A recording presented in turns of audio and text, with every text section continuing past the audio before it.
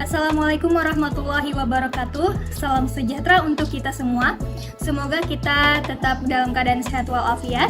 Perkenalkan, kami dari kelompok 3. Di sini kami akan mempresentasikan hasil diskusi kami mengenai UBD tahap 2 menentukan bukti penilaian.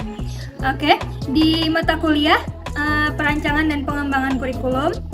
Oke, baiklah, selanjutnya di sini saya akan memperkenalkan anggota kelompok kami yang terdiri dari yang pertama Alvaro Carlo, Jamila, Laili Fatmawati saya sendiri, Nada Nisrina, dan Ina Rahayu.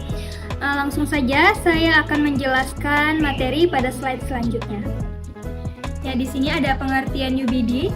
UBD merupakan pemahaman kerangka kerja atau framework pembelajaran berdasarkan desain atau rancangan tertentu yang berfokus pada pembelajaran dan asesmen untuk membuktikan ketercapaian hasil belajar peserta didik. UBD terdiri dari 3 tahap, yaitu yang pertama ada identifikasi hasil yang diinginkan, yang kedua menentukan bukti penilaian, dan yang terakhir merencanakan pembelajaran. UBD menggunakan rancangan mundur atau backward design, yaitu perancangan pembelajaran dimulai dari hasil yang diinginkan, kemudian asesmen dan buktinya, serta diakhiri dengan strategi pembelajarannya. Selanjutnya ada menentukan bukti penilaian yang terbagi menjadi 2, yaitu ada tugas kinerja dan bukti lainnya. Tugas kinerja untuk mengukur kinerja otentik peserta didik dalam mendemonstrasikan pemahaman yang diinginkan, menentukan kriteria pemahaman yang akan dinilai. Tugas kinerja itu ada penilaian kinerja merupakan bentuk penilaian yang menuntut peserta didik mempraktekkan dan mengaplikasikan pengetahuan yang sudah dipelajari ke dalam berbagai macam konteks sesuai dengan kriteria yang diinginkan. Target pencapaian hasil belajar yang dalam penilaian kinerja dapat meliputi aspek-aspek. Yang pertama, pengetahuan. 2, praktek dan aplikasi pengetahuan.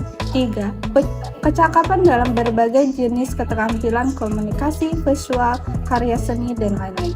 Yang keempat, produk hasil karya. Dan kelima, sikap, berhubungan dengan perasaan, sikap, nilai, minat, dan motivasi. Jadi, dalam hal ini, penilaian kinerja dapat mengukur kompetensi yang mencakup aspek pengetahuan, keterampilan, dan sikap. Baiklah, saya akan menjelaskan agar penilaian yang dilakukan efektif dan bermakna. Guru perlu yang pertama adalah merumuskan target pembelajaran, kemudian yang kedua memastikan teknik penilaian sesuai target, dan kemudian yang ketiga adalah memastikan teknik penilaian sesuai dengan kebutuhan. Kemudian yang selanjutnya adalah hal-hal yang perlu diperhatikan dalam menyusun tugas kinerja. Yang pertama adalah menyusun bentuk penilaian, yang kedua adalah menyusun indikator yang sesuai dengan bentuk penilaian, kemudian yang ketiga adalah membuat tugas kinerja yang relevan dengan pengetahuan, kemudian yang keempat adalah memberi penjelasan tentang prosedur tentang pelaksanaan penilaian kinerja, kemudian yang kelima adalah membuat rubrik penilaian, kemudian yang keenam adalah menentukan tugas penugasan individu atau kelompok, kemudian yang ketujuh adalah waktu yang diperlukan dalam penugasan, kemudian yang kedelapan adalah perangkat yang digunakan, dan yang terakhir adalah aspek-aspek yang dinilai. Selanjutnya, bukti lainnya, yaitu untuk menunjukkan capaian hasil yang diinginkan. Bukti ini bisa berupa kuis, tes, portofolio, dan pekerjaan rumah. Kemudian untuk cara siswa merefleksikan pembelajaran dan menilai pembelajaran mereka.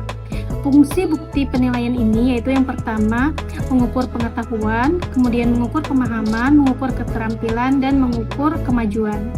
Selanjutnya, metode penilaian. Yang pertama, tugas proyek untuk menilai pemahaman kemampuan peserta didik. Dan bukti lain yaitu untuk melengkapi penilaian, untuk mengukur pemahaman dan keterampilan, contohnya kuis, observasi, dan tes. Nah, selanjutnya tahap 2 menentukan bukti penilaian pada materi perubahan wujud benda.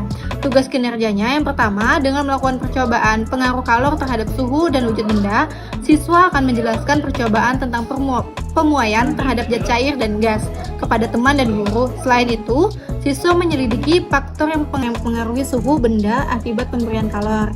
Yang kedua, demonstrasi. Di sini siswa mempresentasikan hasil pengamatan pada pemuaian zat cairnya. Yang ketiga, pemahaman.